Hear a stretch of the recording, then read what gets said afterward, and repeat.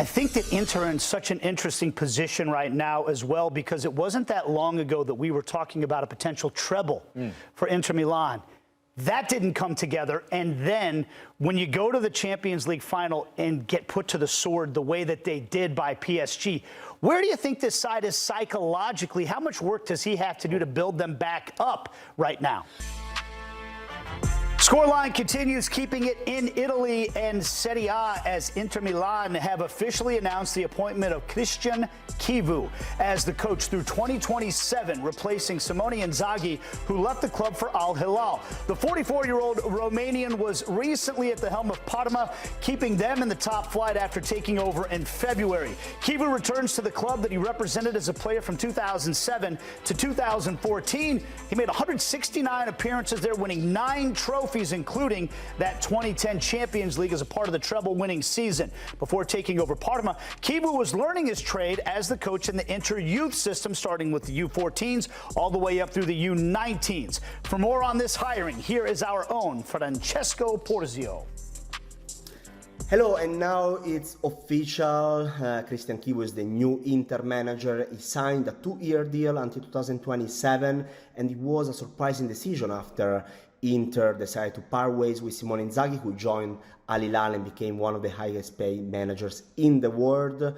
Chivu emerged as one of the strongest candidates because Inter wanted a young manager that could start a new cycle at the club.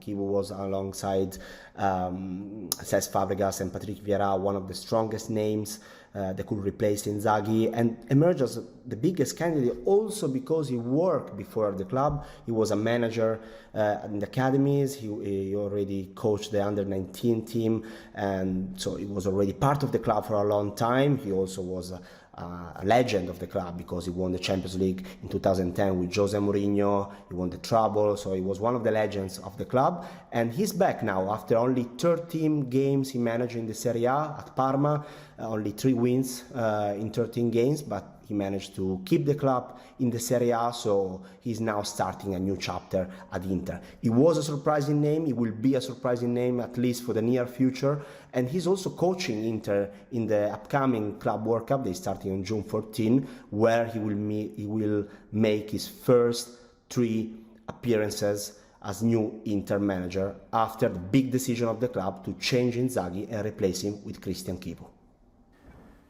Thank you, Francesco. There's a lot to discuss here, Ian, and let's start from the hire itself. As Francesco said, some people think a little bit of a surprising hire, considering the lack of a long-term resume coaching at the Serie A level. But this is a man that knows Inter Milan well and knows the young players in the system because he coached through the academy system there. What do you make of it? I actually like it. I know a lot of people probably don't like it. It's not necessarily the big name that they wanted to be Inter boss going forward. But I think you can hear from Francesco's point of view right there.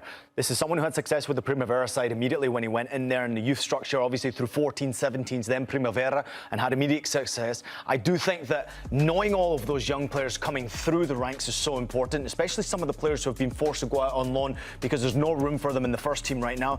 If he wants to bring some of those young players back and give them an opportunity and an identity in that first team, then I think he might be the right guy. However, it's also the young manager. That's what everyone wants right now. They don't want an older coach who comes in with older regulations and older rules, especially if you're an Inter Milan who's trying to once again win that domestic trophy. I think he's someone who knows the identity of the club. He understands exactly what they stand for, what their morals will be, and understands what it takes to have success at the football club. He's been there as a player. Having success, especially through a treble season as a player, you've lived the highest of highs as a player at that football club. Now you've got to translate that as a coach, and you're giving an opportunity to one of your own. So to me, it's a good hire. Someone who's exciting, someone who knows exactly what it takes to obviously have success and what it means to represent that wonderful football club. But now can you translate it on the sidelines as a coach, considering what he did do as a player? This is the big question. I think that Inter are in such an interesting position right now as well, because it wasn't that long ago that we were talking about a potential treble for Inter Milan. That didn't come together, and then when you go to the Champions League final and get put to the sword the way that they did by PSG, where do you think this side is psychologically? How much work does he have to do to build them back up right now?